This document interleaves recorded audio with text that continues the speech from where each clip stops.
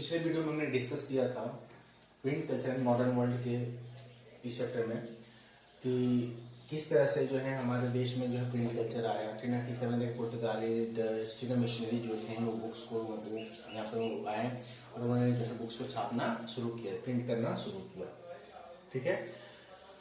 तो अब ये जो प्रिंट कल्चर हमारे देश में आया उसका नेचुरल जैसे यूरोपियन कंट्री की सोसाइटी पे असर पड़ा, ठीक ना। लोगों ने वहाँ पे डिबेट करना शुरू किया, लोगों ने वहाँ बहस करना शुरू किया, ठीक ना। एक सिस्टम जो चला आ रहा था इविल प्रैक्टिसेस तो उसके खिलाफ लोगों ने आवाज उठानी शुरू की। यानी कि अब जिस तरह से यूरोपियन कंट्री में जो सर्कुलेशन हुआ आइडियाज का, नॉलेज का, ठीक ना, वो सारी चीजें यहाँ पे भी होनी शुरू हो चुकी थी, ठीक है।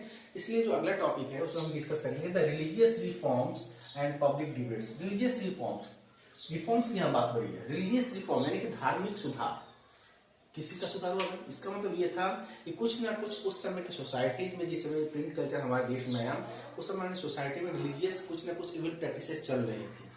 हर तरह के धर्म में, चाहे वो हिंदू हो, चाहे इस्लाम हो, चाहे कोई भी धर्म हो, हर धर्म में, क्योंकि यहाँ पे मेन वही धर्म, क्योंकि क्रिश्चियन तो अभी आ रहे थे, मेन हमारे जो धर्म थे इस्लामिक, क्योंकि यहाँ पे इसके अंग्रेजों के आने से पहले या यूरोपियन कंट्रीज के आने पर जो है मुगल इंडियन सिटी यहाँ पर रूल किया करती थी। तो कहीं ना कहीं जो रिलीजियस जो एक धार्मिक जो एक इविल प्रैक्टिसेस चला करती थी, ठीक ना, उसको दूर करने के लिए उसके बारे में अब ओपिनियन आने लगी थी। और इसका असर हुआ कि पब्लिक डिबेट शुरू हो गए, लोगों में बहस शुरू हो गई, क्योंकि आइडियाज आ रहे थे। बहुत सारे ऐसे राइटर्स हुए जिन्होंने समाज में चल रही कुरीतियों के खिलाफ लिखना शुरू किया। इससे लोगों में एक आम सहमति बननी शुरू हुई और इससे क्या हुआ कि एक डिबेट शुरू हुआ, ठीक ना, और लोगों ने विरोध करना शुरू किया जो हमारी इविल प्रैक्टिसेस थी, ठीक ना। अब देखिए हम पहले हिंदू से शुरू करते हैं कि अर्ली 19th सेंचुरी की शुरुआत में जो हिंदू ऑर्थोडॉक्सी थे, ऑर्थोडॉक्सी मतलब पुरानी ख्यालात के, ठीक ना। जो ऑर्थोडॉक्सी उन लोगों को होते विचारधारा, पुरानी विचारधारा के, जो कि जो पुरानी पीढ़ियों से जो कोई सभ्यता या कोई संस्कार चल रहा है उसको जल्दी चेंज होना है। ऐसा नहीं कोई चेंज नहीं करना चाहते, लेकिन जल्दी चेंज नहीं करना चाहते जितना मॉडर्न लोग होते हैं, ठीक है।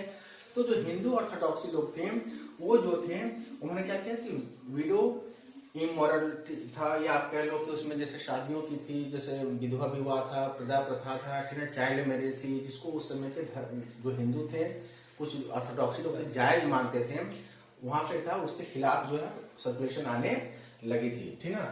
जिसमें सबसे एक इम्पोर्टेंट रोल प्ले किया था राजा राम मोहन रॉय ने। अब जैसे जानते हो Raja Ram Mohan Roy was a social reformer, वो एक सामाजिक समाज सुधारक थे और उन्होंने सबसे बात ईश्वर चंद्र विद्यासागर, राजा राम मोहन रॉय, थे ना, लॉर्ड विलियम बेंटिंग अंग्रेज भी था, थे ना।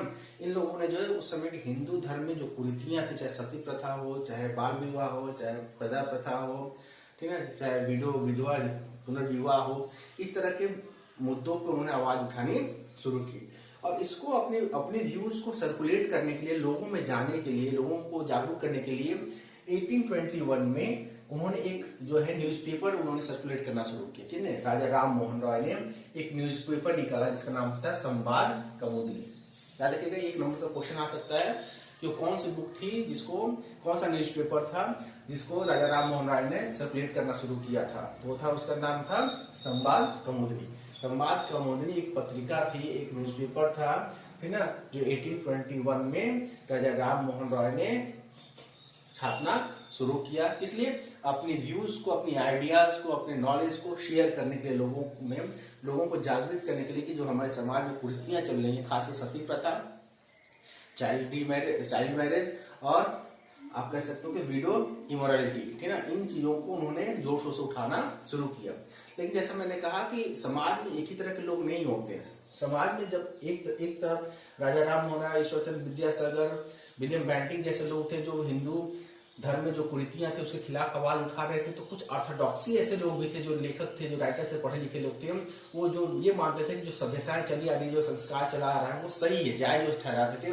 और उन्होंने उनको काउंटर जैसे आज अगर आप कोई भी साइट खोलते हो, फेसबुक पे जाते हो, तो आपको दोनों तरह के विचारों को मिलता है। एक तरफ जो है, जैसे मैं एग्जाम्पल, अगर इस समय कोई गवर्नमेंट का फेवर कर रहा है तो दूसरे तरफ अपोज भी कर रहा है, तो आपको दोनों व्यू देख और दोनों अपने लॉजिक रखते हैं। अब आपको किससे आपके ऊपर कौन असर डालता है, ये बहुत बड़ी बात है। तो 1821 में राजा राम मोहन राय ने संवाद कौमुदी नाम का न्यूज़पेपर निकालना शुरू किया, जिसमें उन्होंने हिंदू धर्म में चली हुई प्रैक्टिस के खिलाफ लिखना शुरू किया। लेकिन उनको काउंटर करने के लिए, उनको जवाब देने के लिए जो हिंदू ऑर्थोडॉक्सी थी, उन्होंने भी एक न्यूज़पेपर निकालना शुरू किया जिसका नाम था समाचार चंद्रिका। देखिए दोनों तरफ विचार आ रहे हैं। एक तरफ राजा राम मोहन राय संवाद कौमुदी के माध्यम से हिंदू धर्म में चल रही कृतियों के खिलाफ लोगों को जागृत करते हैं, वहीं पे जो ऑर्थोडॉक्सी हिंदू थे वो समाचार चंद्रिका के माध्यम से, न्यूज़पेपर के माध्यम से जो पुरानी सभ्यता संस्कार, यानी कि जो आप कह रहे हो विडो इमोरलिटी है, चाइल्ड मैरिज है या सती प्रथा है, उसको सही ठहरा रहे थे। तो विचार दोनों तरफ से अब लोगों के बीच में पहुंचने शुरू होते हैं। इससे क्या हुआ, लोगों में जो है डिबेट शुरू हुई। ठीक है, इसके अलावा और धीरे धीरे जो था कि अब आपके जो न्यूज़पेपर थे, अभी क्या था आपका, अभी मैसेज जो इंग्लिश में आया करता था, इसके अलावा जो आपका देखा कि कोंकणी में कुछ तमिल में छपी थी, अब लगभग हर वर्नाकुलर लैंग्वेज में, वर्नाकुलर यहाँ यूज करेंगे हम, वर्नाकुलर लैंग्वेज। वर्नाकुलर लैंग्वेज का मतलब होता है क्षेत्रीय भाषा। जैसे हमारा भोजपुरी है ना, कहीं मैथिली है, कहीं गुजराती है, कहीं कन्नड़ है, कहीं मराठी है। These are known as the vernacular language. अगर क्वेश्चन आए व्हाट इज वर्नाकुलर लैंग्वेज, ठीक ना, the language spoken by a general community for a particular place that is called vernacular language. ऐसी भाषा जो एक किसी खास क्षेत्र में बोली जाए उसको हम उसकी वर्नाकुलर लैंग्वेज कहते हैं। ठीक है, तो अब जो है बुक्स आप देख रहे हो कि अलग अलग में, ठीक है ना। अब देखिए 1822 में पहली गुजराती न्यूज पेपर आई, यानी कि पहला न्यूज़पेपर जो गुजराती में छपना शुरू हुआ उसका नाम था बॉम्बे समाचार। गुजराती भाषा में पहली बुक जो छपी, पहली न्यूज़पेपर जो छपी उसका नाम था बॉम्बे समाचार। ठीक है, मैंने अलग अलग जो है। इसके अलावा 1822 में उसी साल पर्शियन न्यूज़पेपर छपना शुरू, पर्शियन लैंग्वेज में, पारसी में, जिसका नाम था जाम ए जहां नामा, जाम ए जहां नामा और शमसुल अकबर। दो न्यूज़पेपर किस लैंग्वेज में थी वो, पर्शियन में। ठीक है, तो आप देख रहे हो कि गुजराती में आ रहा है, पर्शियन लैंग्वेज में आ रहा है, और भी उर्दू लैंग्वेज में, और भी लैंग्वेजेस में, जो आप कन्नड़ में देखा ही आपने, अलग अलग लैंग्वेज में आनी शुरू हो गई, है ना।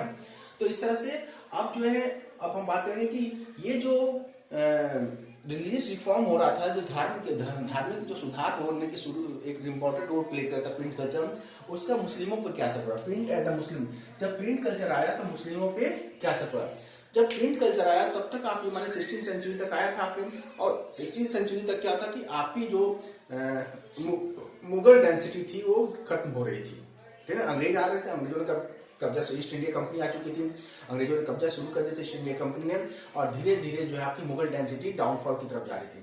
तो मुस्लिमों को डर था कि कहीं ऐसा ना हो कि मुगल डेंसिटी के डाउनफॉल के बाद ये जो क्रिश्चियन आ रहे हैं ये हमारे धर्म को पथभ्रष्ट कर दे, हमारे लोगों को पथभ्रष्ट कर दे। ठीक ना, क्योंकि बुक्स जो है आपने देखा कि रोमांटिक, आपने देखा ब्लू जो हुआ करता था फ्रांस में, उसमें क्या हुआ करता था, आपने देखा था कि उसमें 6 पेजेस पे रोमांस हुआ करता था।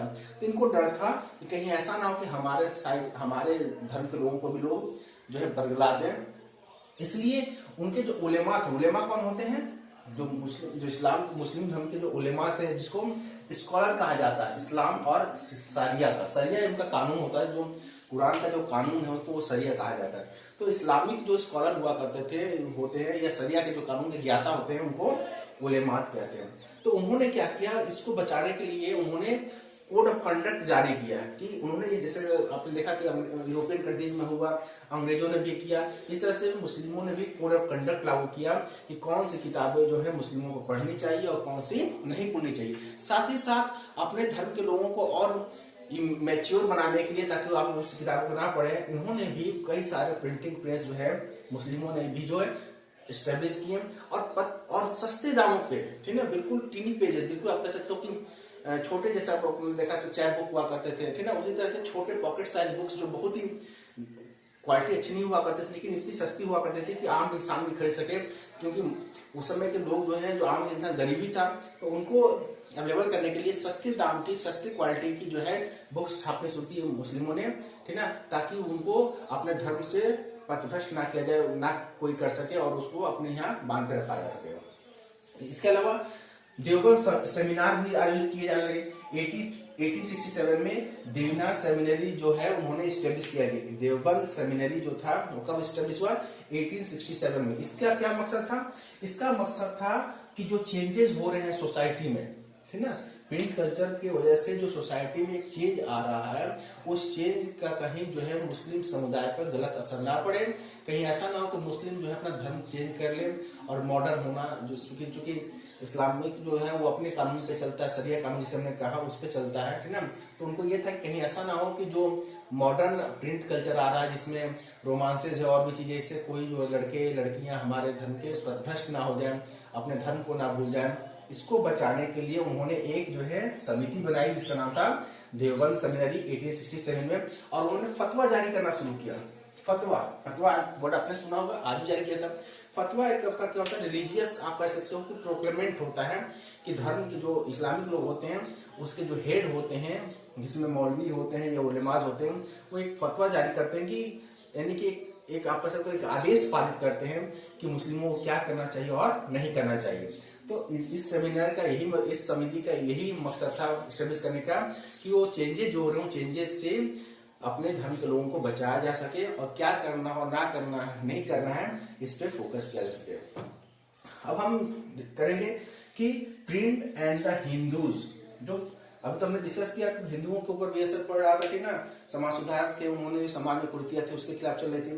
लेकिन हमारे हिंदू धर्म में भी जो बुक्स आने शुरू की, सबसे पहले रिलीजियस बुक्स आने शुरू हुई, ठीक ना, और रिलीजियस टेक्स्ट आने शुरू हुए, क्योंकि लोगों का जो उस समय के लोग जो थे धार्मिक हुआ करते थे, धर्म से ज्यादा उनकी लगाव हुआ करता था, ठीक ना, इसलिए अपनी पॉपुलैरिटी को बढ़ाने के लिए धार्मिक बुक्स जो है आने शुरू हुई, ठीक ना। 1810 में सबसे पहली बुक जो जिसको हम रामचरितमानस कहते हैं, रामचरितमानस जो कि तुलसीदास द्वारा लिखा हुआ है, वो सबसे पहले कहाँ प्रोड्यूस हुआ? कोलकाता में, ठीक ना। पहले का नाम था कलकत्ता, अब हो गया वो कोलकाता, कलकत्ता कोलकाता, ठीक ना। पहले क्या था? कलकत्ता, अब क्या है? कोलकाता, ठीक ना। इसके नाम भी की कई कहानियां हैं, जिसमें कहानी किया जाता है कि कलकत्ता कैसे नाम पड़ा, ठीक ना, जिसमें कहा जाता है कि एक बार जब ईस्ट इंडिया कंपनी के जब अंग्रेज आए, ठीक ना, जब कलकत्ता में एंटर किए तो उन्होंने पूछा इंग्लिश में किस शहर का क्या नाम है, तो वो मजदूर जो पेड़ कट रहे हैं, पेड़ काटने के वाले थे, ठीक ना, तो उन्होंने कहा कि उनको शायद ये समझ में आया कि पूछ रहे हैं कि ये जो बाकी पेड़ें कटी है कब कटी है, तो उन्होंने कहा कि कल का कटा हुआ है, यानी कल कटा है, ठीक ना। तो उन्होंने इसका नाम समझा कि इसका नाम कलकत्ता है। ऐसी, हालांकि इसका कोई प्रूफ नहीं है, लेकिन ऐसा माना जाता है, ठीक है। तो कहीं ना कहीं जो तुलसीदास ने 1810 में जो है कलकत्ता में जो है पहली बुक्स जो है रिलीजियस बुक्स छपी है, जो रामायण है, रामचरितमानस, वो छपी 1810। याद रखिएगा, बहुत सारे बच्चे, बहुत सारे लोग कंफ्यूज होते हैं। अगर क्वेश्चन आपका है who is the writer of the Ramcharitmanas, Ramcharitmanas का राइटर कौन है? गोस्वामी तुलसीदास। कोई क्वेश्चन पूछता who is the writer of Ramayana, that is Valmiki. अब रामायण और रामचरितमानस में क्या फर्क है? रामायण जो बुक है वो मैन्युस्क्रिप्टेड है, हाथ से लिखी हुई है। किसको लिखा था? इसको वाल्मीकि ने, महर्षि वाल्मीकि ने लिखा था, ठीक ना। और ये किस भाषा में है? ये मैन्युस्क्रिप्टेड जो है संस्कृत, यानी जो ओरिजिनल रामायण है जिसको वाल्मीकि ने लिखा था वो संस्कृत भाषा में है। ये क्या है Ramcharitmanas? Ramcharitmanas is the translation of the Ramayan from Sanskrit to Awadhi. Goswami Tulsidas ने रामचरितमानस में रामायण का ट्रांसलेशन किया है, ठीक ना, किस भाषा में? अवधी भाषा में, यानी कि, लेकिन इसमें इन्होंने क्या किया, थोड़ा बढ़ा चढ़ा के जो है, जब आप ट्रांसलेट करते हो तो अपने शब्दों को भी, अपनी भावनाओं को भी लिखते हैं, तो गोस्वामी तुलसीदास ने थोड़ा सा उसमें एक्सप्लेन करके, थोड़ा सा बढ़ा चढ़ा के उसको एक्सप्लेन किया है। तो रामचरितमानस के राइटर कौन है? गोस्वामी तुलसीदास। रामायण के लेखक कौन है? वाल्मीकि, ठीक ना, याद रखिएगा, कहीं इसमें कंफ्यूज मत हो जाइए कि रामचरितमानस के वाल्मीकि हो जाएगा, रामायण के Goswami Tulsidas. Ramcharitmanas is the translated book of the Ramayan from Sanskrit to Awadhi language. Clear? तो 1810 में जो है तुलसीदास जी ने कलकत्ता में जो है था इसका पहला प्रोडक्शन हुआ। इसके बाद 1880s के बाद, ठीक ना, कई सारे जो है 1880s तक आते आते आप हिंदुस्तान में कई सारे जो है हिंदूज जो है पब्लिकेशन हाउस फेमस हो चुके थे, पूरी तरह से स्टैब्लिश हो चुके थे। इसमें नवल किशोर जो लखनऊ का प्रेस है वो फेमस हो चुका था, और श्री वेंकटेश्वर प्रेस जो मुंबई का था, ये दो उस समय के प्रोमिनेंट पब्लिकेशन हाउस हुआ करते थे, ठीक है ना। यानी कि जो बुक्स, डिफरेंट टाइप की जो बुक छपती थी पूरे हिंदुस्तान में, उसके सबसे बड़े सेंटर जो था लखनऊ और मुंबई था, ठीक है ना। और यहाँ का जो सबसे फेमस आपको कह सकते हो कि जो प्रेस था, पब्लिकेशन हाउस था, उसका नाम था नवल किशोर प्रेस लखनऊ का, और श्री वेंकटेश्वर प्रेस मुंबई का। ये सबसे फेमस हुआ, उस समय बॉम्बे था, मुंबई हो गया, ठीक है। अब देखिए new forms of the publication, ठीक है ना।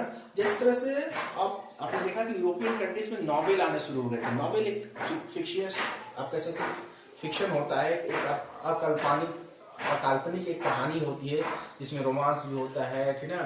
आप कह सकते हो उसमें कैसे रोमांच भी होता है, ठीक है ना, और भी चीजें होती है ताकि वो अच्छा लगे, कहानी होती है। कई बार जो है नॉवेल जो होते हैं, लगभग नॉवेल, मैक्सिमम नॉवेल जो होता है, जैसे अपना हैरी पॉटर जो नॉवेल है आपने, ठीक है, वो क्या है, एक फिक्शन है, ठीक है ना, और काल्पनिक है। ऐसी कोई दुनिया नहीं है जहाँ जादू से आप इंसान उड़ते हो, घोड़े उड़ते हो, ऐसा नहीं है। हैरी पॉटर देखा होगा, ठीक है। तो ठीक ना, तो जो काम नॉवेल ने यूरोप में किया था, वही काम जो है उसी तरह से लोगों को एंटरटेन करने के लिए, आम लोगों को भी एंटरटेन करने के लिए लेट 19th सेंचुरी से जो है हमारे देश में भी जो है आपकी नॉवेल्स आनी शुरू हो चुकी थी, ठीक है। अलग अलग लैंग्वेजेस में अलग अलग फिक्शियस जो है नॉवेल्स, कहानी आनी शुरू हुई थी नॉवेल के फॉर्म में, और बहुत ही फेमस हुआ, ठीक है ना। आज से अगर अपने पिताजी से पूछा जाए, अपने अगले जनरेशन से हम लोग पूछे, तो हम पाएंगे कि पहले तो नॉवेल को हर घर में नॉवेल हुआ करते थे, जो लोग पढ़ते थे, ठीक है ना। 19th सेंचुरी के लास्ट तक आते आते हमारे देश में विजुअल इमेजेस आने शुरू हुए थे। विजुअल इमेजेस, है ना। विजुअल इमेजेस का मतलब हो गया कि इमेज भी छप के आने लगी थी बुक्स में। पहले बुक्स में अगर आप इन सबको देखेंगे, इसमें इमेजेस नहीं हुआ करते थे, लेकिन अब इमेजेस आने लगी थी। अब उस समय के और एक नया कल्चर डेवलप हुआ। कैसा कल्चर डेवलप हुआ कि ऐसे लोगों को भी जॉब मिलेगा, ऐसे लोग भी नहीं उभर के आए जो ऐसे कैलीग्राफर हुआ करते थे, हमने देखा था, स्क्राइब्स हुआ करते थे, हमने यूरोप में देखा, जो डिजाइन बनाया करते थे किताबों का किनारे किनारे। यहाँ पे भी दो तरह के जो है आपके हुए, जिसमें कैरिकेचर 1870 के बाद कैरिकेचर्स और कार्टूनिस्ट, जैसे आर.के. लक्ष्मण कार्टूनिस्ट कहा जाता है, राजा रवि वर्मा जो थे कैरिकेचर्स का मतलब स्केचिंग करना। आपने देखा होगा जब आप न्यूज़पेपर पढ़ते होंगे तो एक पेज पे पीछे इंग्लिश, खासकर इंग्लिश पेज को आपने देखा होगा, उस पे जो है कैरी यानी कि कुछ कार्टून टाइप का बनाकर उसे मैसेज देने की कोशिश की जाती है ना। तो और यार हिंदी के जो मेन कवर पे लेफ्ट साइड में कोने में जो होता है कार्टून बना के, तो उसको कार्टूनिस्ट कहा जाता है। कार्टूनिस्ट जो होते हैं वो एक थोड़ी सी इमेज बना के बहुत बड़ी बात कहना चाहते हैं। तो एक नया कल्चर डेवलप हुआ है, ऐसे लोगों को भी जॉब मिलने शुरू हुए हैं जो न्यूज़पेपर पे और मैगजीन्स पे जो है वुडन ब्लॉक, पहले क्या था, पहले जो कैरिकेचर होते थे, ये कार्टूनिस्ट होते थे, वो लकड़ी का बना के, लकड़ी का तराश के बहुत पतला लकड़ी बना के और उस पर जो कैरिकेचरिंग करते थे, डिजाइन करते थे। तो ये सारी चीजें शुरू हुई। और उस समय के सबसे फेमस जो केरला के जो थे कार्टूनिस्ट, जिनका नाम था राजा रवि वर्मा, और आर.के. लक्ष्मण हुए, बहुत सारे ऐसे कार्टूनिस्ट हुए। लेकिन उस समय सबसे फेमस जो 1870 में सबसे फेमस कोई कैरिकेचर कार्टूनिस्ट थे तो केरला के रहने वाले राजा रवि वर्मा थे, जिन्होंने कई सारे इमेजेस बनाया। उस इमेज के माध्यम से, उस इमेज के थ्रू उन्होंने कई सारे मैसेज जो है सोसाइटी में देने की कोशिश की। हम आगे डिस्कस करेंगे, जैसे कई सारी इसमें इमेजेस आपको देखने को मिलेंगी, ठीक ना। जिसमें जो है एक आपको इमेज बुक में दिखेगा कैंडिडेट की, उसमें होगा घोर काली। घोर काली का मतलब घोर कलयुग। घोर कलयुग कहने का उनका ये है कि आप देखोगे उसमें क्या है, एक आदमी जो है अपनी औरत को कंधे पे बैठाया रहता है, ठीक ना, और अपनी माँ को जो है चेन से घसीटते हुए लाता है। यानी हमारे यहाँ, हमारे सिस्टम में, हिंदू धर्म में और हमारे यहाँ किसी भी धर्म में जो है माँ को सर्वोपरि दर्जा दिया था, माँ की इज्जत की जाती है, कहा जाता है कि माँ के पैरों में स्वर्ग होता है। लेकिन उन्होंने इस माध्यम देखा कि आज के समय में माँ की वो इज्जत लोग नहीं करते हैं और पत्नी को ज्यादा इंपॉर्टेंस देते हैं। तो उन्होंने आज से लगभग, आज 21st सेंचुरी में हम रह रहे, लगभग 200 साल पहले ही राजा रवि वर्मा ने यह दिखाया था कि उस समय भी सोसाइटी में चेंजेस होने शुरू हो चुके थे, ठीक है। तो आज की टॉपिक, आज की वीडियो में हमने इतना डिस्कस किया।